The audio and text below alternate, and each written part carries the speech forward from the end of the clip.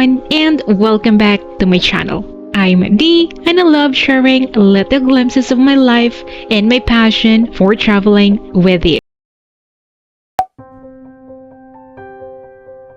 Welcome back to my channel. Today, I'm giving you another glimpse of life here in Manila, the beautiful, chaotic, ever-moving city we call home. And for today's episode, we're taking a little escape. Every week, we all try to reset in small ways.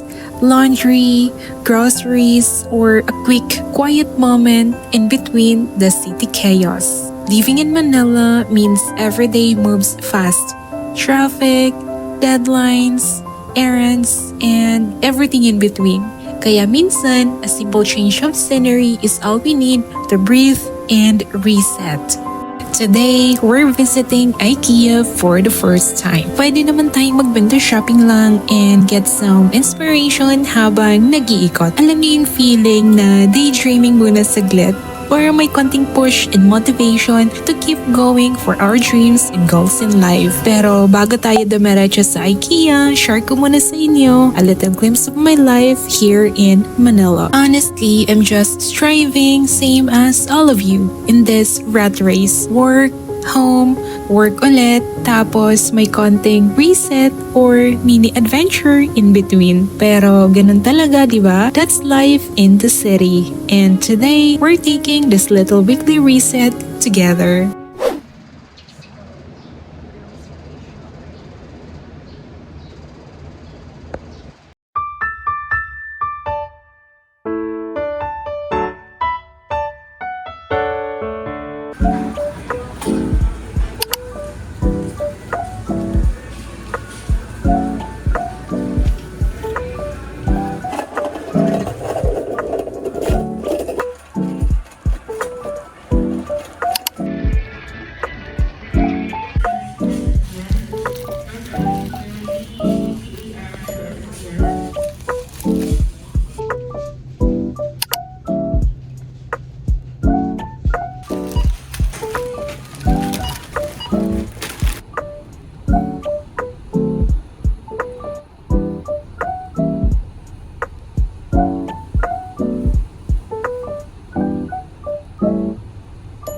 Visiting this clothing store to see what I can buy to reward myself kung pasok sa budget para may nakalaan na agad. Checking out things I might get next time I treat myself. O diba, may plano na agad. And honestly, that keeps me motivated.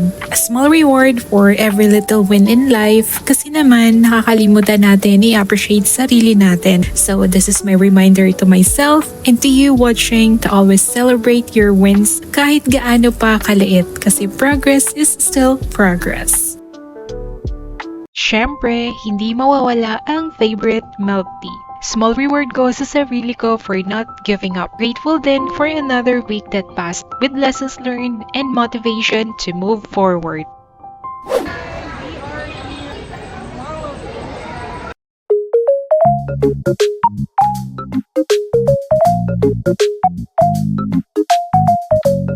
And now, we're finally visiting IKEA. So, when we came here, may event pala. We saw this group performing. Hindi namin sila kilala though. Tapos, we also get to see Dennis Laurel. Actually, nakasalubog namin siya and super friendly niya. Hindi siya masungit at grabe. Ang ganda ng face niya. Sobrang flawless. She's here for this Mega BeautyCon event. So, eto na talaga. Pupunta na tayo ng IKEA. Ang lawak pala ng IKEA kaya we visited each showroom to show you and get motivated and inspired in life. Imagining na we have this beautiful home setup in our dream home.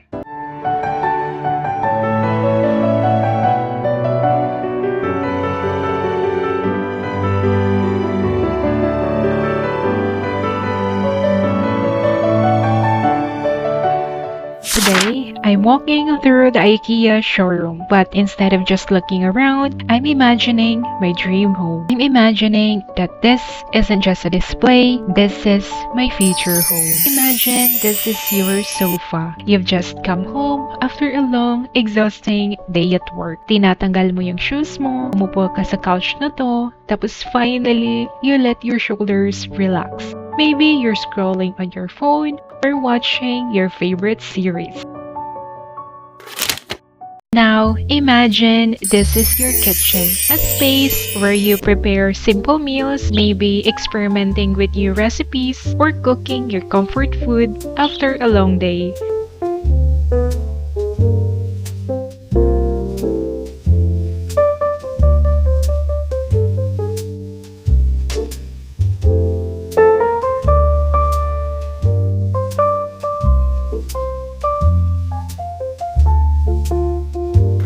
Imagine this is your dining area, a place for slow mornings, breakfast before work, late dinners, or even solo dates with yourself.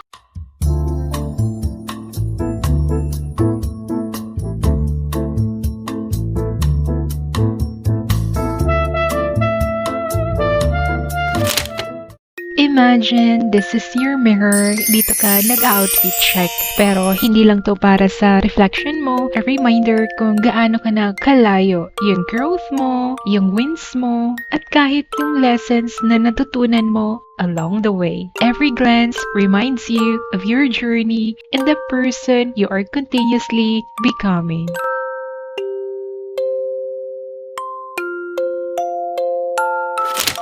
Imagine, this is your nook area, yung cozy corner mo kung saan ka nagbabasa at nagsusulat sa journal.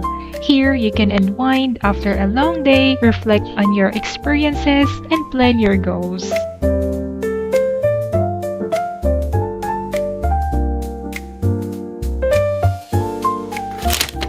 Imagine, this is your room, your safe space. The place where you end your day and begin the next one. The soft lights, cozy sheets, and the comforting feeling of being exactly where you need to be.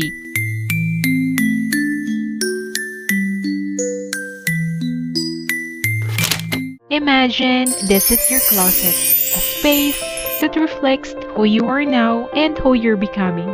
Not overflowing, just intentional. Every piece has a purpose, every outfit tells a story.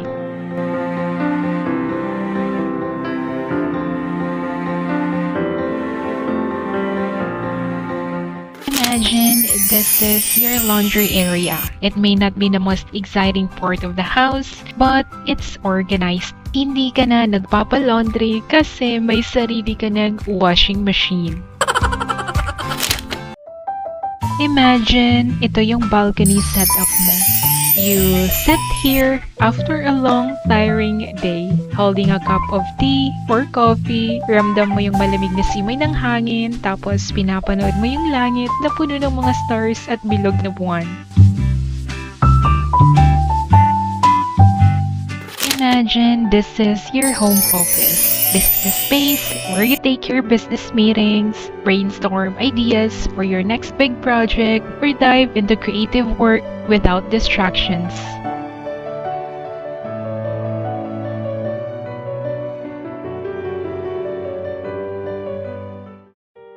So those are some of the showrooms here in IKEA. Each showroom tells a story, from the living area to the kitchen, dining space, even the balcony and closet. Even if you're not buying today, you'll definitely leave inspired.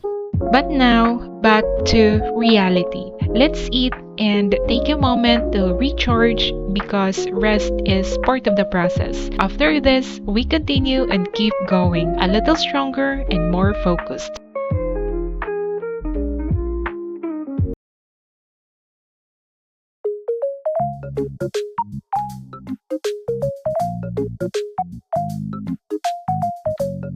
Grabe ang organized ng kainan nila. Walang agawan ng table kasi sa laki ba naman neto. Tapos ang dami pang tao. Na-amaze talaga ako sa pagka-organized nila dito.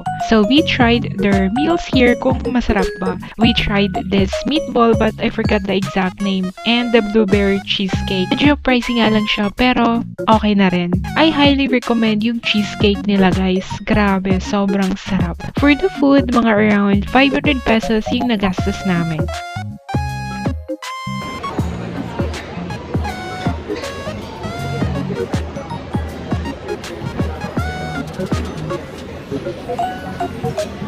So that's it for today's vlog. Honestly, today reminded me to slow down and dream a little bigger for myself. I know I'm still figuring things out, still working toward my goals, but I'm learning to trust the process.